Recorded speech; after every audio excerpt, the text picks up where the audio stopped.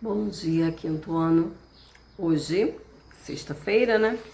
Estamos encerrando as nossas dicas online e falaremos de língua portuguesa. De acordo com o nosso cronograma, um dos nossos assuntos é o de português. E nós vamos encerrar a classe gramatical dos verbos, né? Lá desde o início do mês nós tivemos atividades. Eu vou fazer como se fosse um resumão para vocês a respeito dos verbos e nós vamos terminar no assunto de hoje, que são verbos irregulares. Então vamos lá. Primeira coisa, vamos entender pouquinho, na verdade, relembrar, né, essa classe gramatical. Verbo é a palavra que indica ação, estado ou fenômeno da natureza. Quando eu digo assim, Pedro corre, indica uma ação, Pedro está correndo. Quando eu digo Pedro está doente, é o estado em que o Pedro se encontra. E quando eu digo choveu durante a noite, choveu é um verbo que indica fenômeno da natureza. Os verbos, eles são agrupados em 3 conjugações. Quando ele termina em ar, quando o infinitivo dele termina em ar, ele é da primeira conjugação. Quando termina em er, segunda conjugação. E quando ele termina em ir, ele é da terceira conjugação. Por exemplo, se eu estivesse falando assim, eu cantei. Cantei é o verbo cantar. Quando eu escrevo esse verbo no infinitivo, que seria cantar, ele indica que ele está na primeira conjugação. Isso por quê? Porque ele terminou em a. Hoje nós vamos falar sobre os verbos irregulares. A gente vai ter o verbo por. O verbo por e os seus compostos, como repor, compor, eles pertencem à segunda conjugação. Aí você pode dizer assim, nossa, mas você acabou de dizer que os verbos terminados em er são os que pertencem à segunda conjugação. E no caso dos irregulares, os terminados em or também pertencem à segunda conjugação. Além de estarem agrupados em 3 conjugações, os verbos, eles têm número em pessoas. Eu, tu e ele, no singular. Nós, vós e eles, no plural.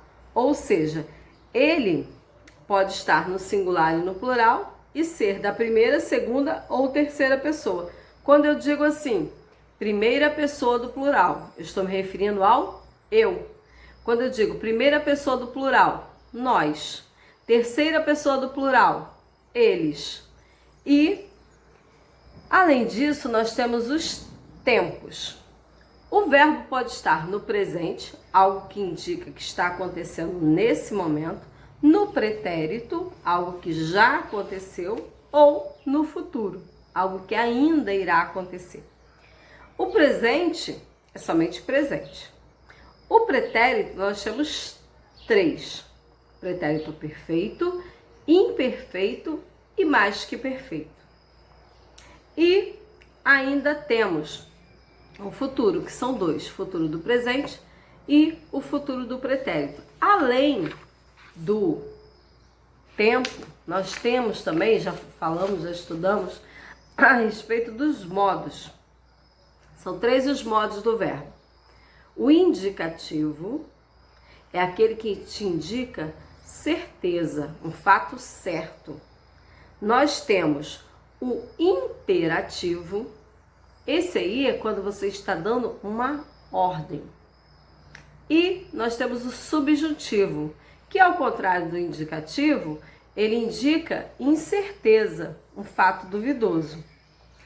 Todos esses modos, eles se apresentam em tempos. Por exemplo, o indicativo, ele tem 6 tempos. Presente, pretérito perfeito, imperfeito, mais que perfeito, futuro do presente, futuro do pretérito. O subjuntivo tem apenas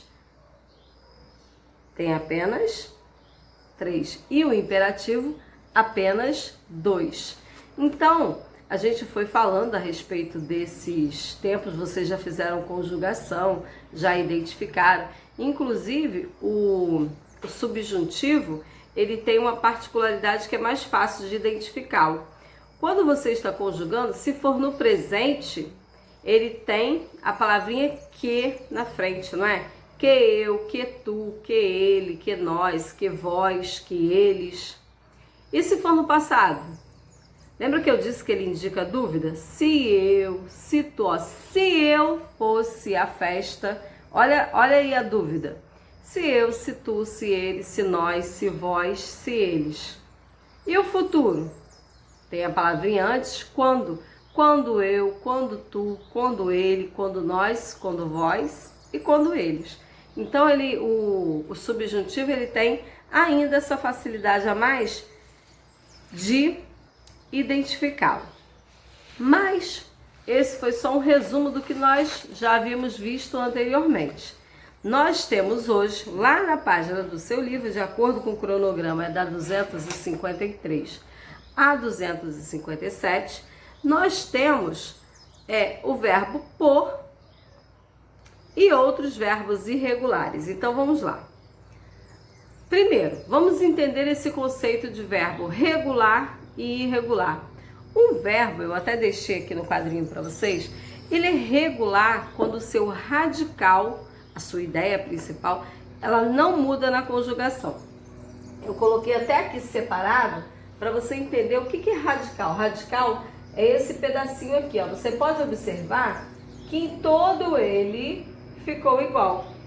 Antigamente, quando o aluno ia estudar conjugação de verbos, os professores geralmente passavam assim, conjugue, aí ele passava os 4, 5 verbos, parecia até castigo. Digamos que ele passasse o verbo estudar. Aí o aluno, para não errar a terminação, fazia o quê?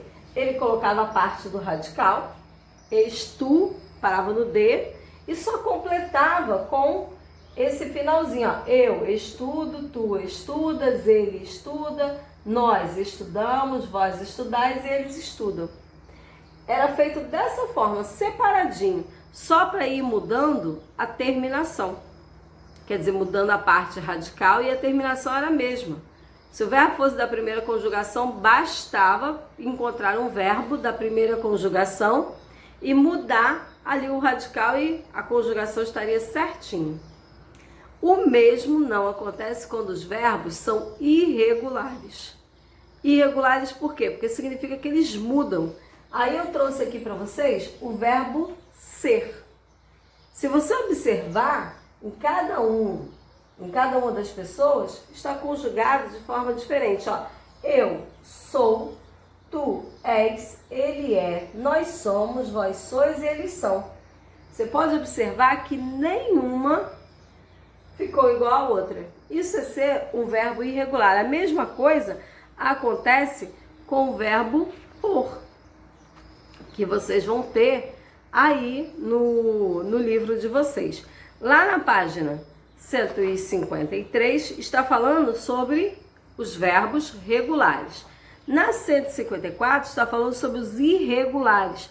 Além do verbo ser, nós temos o verbo ter, dizer, fazer, que todos são exemplos de verbos irregulares. Por exemplo, olha no pretérito perfeito, como que fica o verbo fazer. Eu fiz, tu fizeste. Olha como fica, não dá para colocar, não tem o mesmo radical.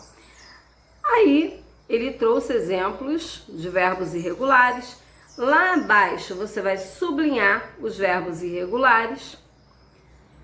Na página 255 você vai conjugar, completar com a conjugação do verbo por nos tempos e modos pedidos. Ele pediu o pretérito imperfeito do indicativo. Aí é só você fazer uma pesquisa e completar. Lembrando que o verbo por é um verbo irregular. Depois, no número 3, você vai continuar escrevendo o verbo por, só que no modo imperativo afirmativo, na pessoa indicada. Vocês sabem que o imperativo é aquele que indica uma ordem e que ele tem imperativo afirmativo e imperativo negativo. E lá embaixo você vai completar o quadro. Ele trouxe aí vários verbos irregulares para você completar. Na página 256, nós temos um texto, né? É um texto que vocês irão ler. Na 257, para finalizar, nós temos a interpretação desse texto. Então, os assuntos hoje não estão assim tão extensos e nem tão difíceis. Vocês aproveitem as dicas, pesquisem e, além disso, nós temos atividades de matemática também. A nossa atividade de matemática, ela já foi um assunto trabalhado. É a porcentagem. Aí você pode voltar e rever o vídeo, a videoaula de porcentagem. E, além disso, todos os exercícios vieram com exemplo. Então, você pode apenas também seguir o exemplo que eu deixei em cada um deles. Também temos atividades de ensino religioso, que está falando sobre um assunto muito comum nos dias de hoje. É a acessibilidade. Então, você vai ver as informações da folhinha que eu deixei e vai fazer uma pesquisa por imagem. É de recortar e colar a imagem na folha, a parte que eu deixei para vocês. Não deixem de estudar. Semana que vem nós temos mais matérias e nos vemos na nossa próxima dica online. Tenham todos um excelente dia.